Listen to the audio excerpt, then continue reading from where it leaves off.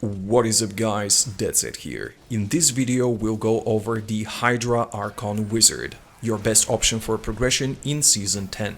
That's because of the changes to wizard pets which are now able to proc Manald Heal. We'll also go over a T13 speed farming spec to get yourself those Greater Rift keys. Let's go.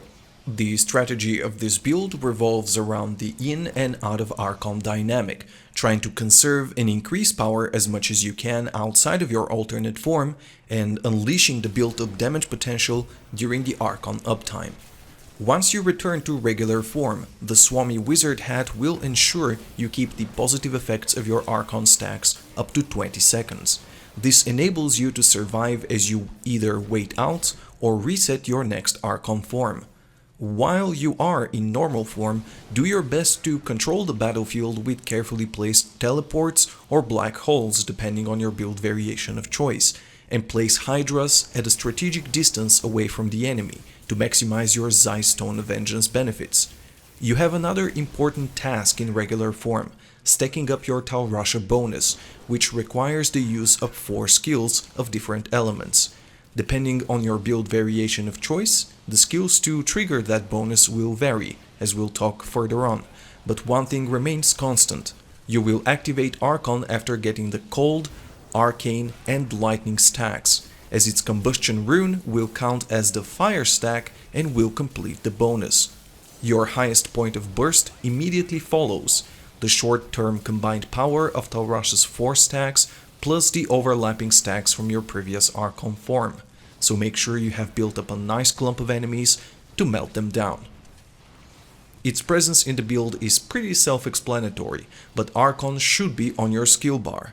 While the build focuses on lightning damage to trigger Manald Heal, note that you receive the benefits of all the runes from the Veer 2-piece set bonus. Also note that the free Combustion rune offers a high damage detonation upon activating Archon, a detonation whose element will always be fire, regardless of your gear.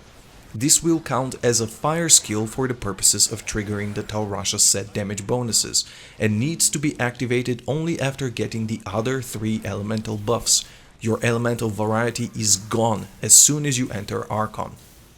Due to the high variance of incoming damage in the Archon playstyle, a source of passive defense and minor damage amplification should be added in the form of magic weapon deflection. This long-lasting steroid remains quietly in the background and procs constantly off of your spellcasting barrage, bringing a nice damage buffer on top of your health and mitigation. You will be swapping between 2 armor spells according to your needs. In the scaling difficulty environments of Greater Rifts, the protective powers of Energy Armor Force Armor will mitigate damage spikes that don't outright kill you. In lower Greater Rifts or normal difficulties, you can take Storm Armor for the movement speed increase of the Scramble rune. Make a mental note of the shield's 10-minute duration, especially when you're pushing Greater Rifts. With a lot of your time spent in Archon form, where the shield timer disappears, it's not uncommon to lose track of the buff and have an unnecessary death 2/3 into a rift. With the 2.5 changes to wizard pets that now enables them to proc Manald Heal, the new reigning champion to trigger the lightning portion of the Taurasha bonus becomes Hydra with the Lightning Hydra rune. Doubled by an equipped Serpent Sparker and taking full advantage of the attack speed multiplication inherent from the Veer set, the Hydras will melt Greater Rift Guardians like few other specs could. The old favorite Arcane Torrent Static Discharge still finds a place during regular Rift farming though, where setting up Hydras will be an unnecessary hassle. As previously mentioned, you need to bring an arcane damaging skill to proc the respective part of the Taurasha set bonus. You have 2 strong contenders to pick from, the safer crowd control route with Teleport Calamity and the aggressive all-in route with Black Hole Spell Steal. Similarly to the arcane spell, you have several viable options for the cold proc. In solo Greater Rift progression, you will need a channeled spender to reset your Archon with the use of Obsidian Ring of the Zodiac, so your best bet is a Ray of Frost with the Cold Blood rune for the cheaper arcane power price. In groups where you assume the role of a boss killer and drop Zodiac in favor of Convention of Elements, you can run primary spells like Spectral Blade Ice Blades or Magic Missile Glacial Spike. Last but not least, Frost Nova Frozen Mist will be your best option in the Hydraless Normal Rift build variation. This concludes the overview of the active skills. Now let us look through the passives. Paralysis is a necessary inclusion in a build that relies on Manald Heal procs to deal damage. No other stun will trigger the ring. The Paralysis stun is applied on cast to every enemy affected by the spell at the time of the proc. The passive is unaffected by proc coefficients of the used skill. Reworked into a comparable function to other cheat deaths, Unstable Anomaly gives you one shot at dodging a lethal situation, operating on a standard 60-second cooldown and adding a 3-second stun to a nearby enemy, plus a solid 400% max life shield for 5 seconds. It will become a constant companion to your Greater Rift pushes. Note that when you start visibly outscaling the normal difficulties, you can viably alternate this slot during, let's say, Torment Rift runs with Illusionist for the extra movement speed after teleporting. Evocation is a simple and straightforward passive, a solid chunk of 20% cooldown reduction, with the overarching goal of the playstyle to bring your Archon downtime as low as possible. Evocation becomes a natural fit. Finally, take Power Hungry. It is sort of a mirror to Audacity, reworked into a multiplicative damage increase against enemies further than 30 yards. This passive synergizes excellently with the long-range orientation of the build, coming from both the Starfire Wand and Zystone of Vengeance. The build will be mixing the powers of 2 sets, taking 5 pieces from Talrasha and 3 pieces of Veer. Naturally, you will be wearing, or preferably cubing, a Ring of Royal Grandeur to reduce the number of items for said bonus completion by 1, thus attaining the full 6-piece Talrasha bonus and the 4-piece Veer bonus. The Veer Shoulders, Veer Boots, Talrasha Offhand, and Talrasha Amulet are taken as mandatory, since their slots do not conflict between the 2 sets. Note that Manald Heal's proc curiously does not benefit from elemental damage, making the 4th desirable primary on the amulet either cooldown reduction or average damage. The remaining pieces can be distributed according to your best gear, as long as you maintain the required 5 Tal, 3 Veer split. The cornerstone item of the build is Manald Heal, a patch 2.4.3 rework that introduces a chance for a massive damage proc on enemies stunned by the Paralysis passive. Due to the significant range of the unique property roll, between 13 and 14,000%, you should cube a weaker rolled Manald Heal. In terms of game mechanics, it is important to note that Manald Heal is unaffected by proc coefficients and internal cooldowns, and can trigger multiple times during a Paralysis proc, making attack speed a highly desirable stat alongside the usual cooldown reduction in Archon builds. The Manald Heal proc factors in crit stats, but will not trigger area damage, further influencing itemization. Last but not least, even if Paralysis procs and does not stun due to the diminishing returns of crowd control, Manald Heal will still produce its damage, making the ring deceptively potent. Your other staple ring is Ring of Royal Grandeur, a long-standing powerhouse that reduces the required number of worn set items for set bonuses by 1.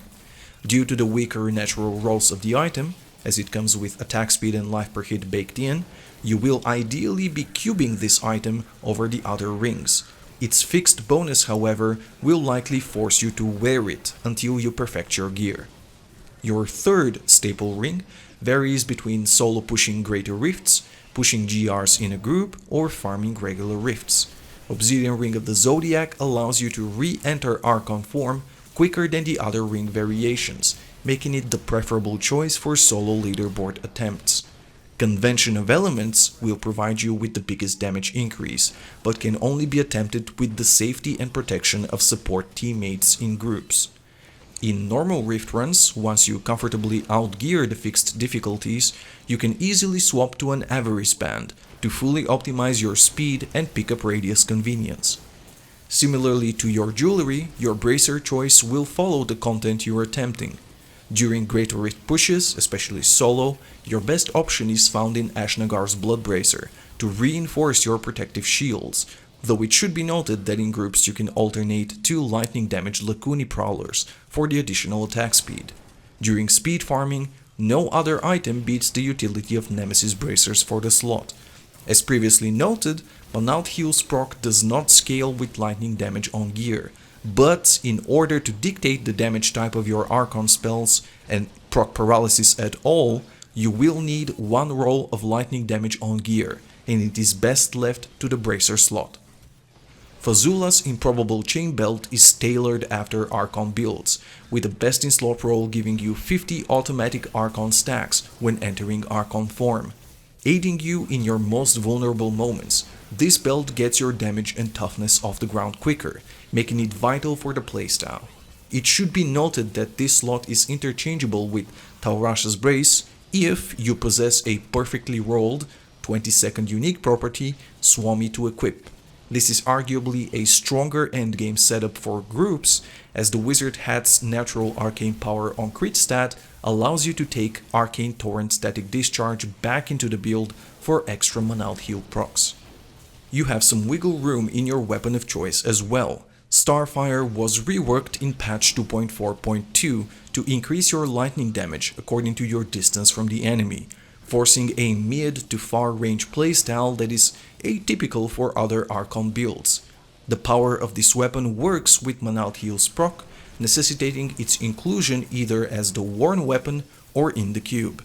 Its alternative for greater rift progression is Serpent Sparker, whose unique power doubles the number of Hydras you can have in the field, an incomparable bonus with the 2.5 changes. Finally, during normal rift farming, you should swap to the speedrun staple Ingium for the instantaneous resets of your Archon form. Gogok of Swiftness is one of your gemming staples, indirectly providing you with more damage and survivability by increasing the essential cooldown reduction, as well as scaling dodge chance. Even its attack speed aspect is not lost, since it brings additional Manald Heal procs to the table.